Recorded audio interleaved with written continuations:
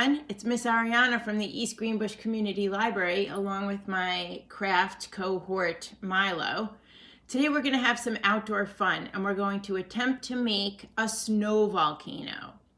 For this activity, you're going to need a cup or a bottle, some food coloring, little dish soap, baking soda, and the last ingredient, which we will add when we're outside, is the vinegar.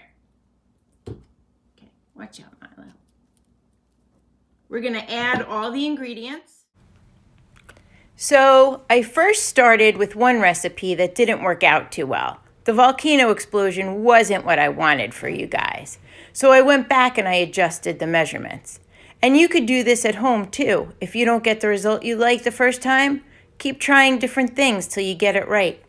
But I added 3 tablespoons of baking soda, and I added 2 tablespoons of soap, and I added much more coloring, like 10 drops. And then I shook it all up before we went outside to do it. So try doing that.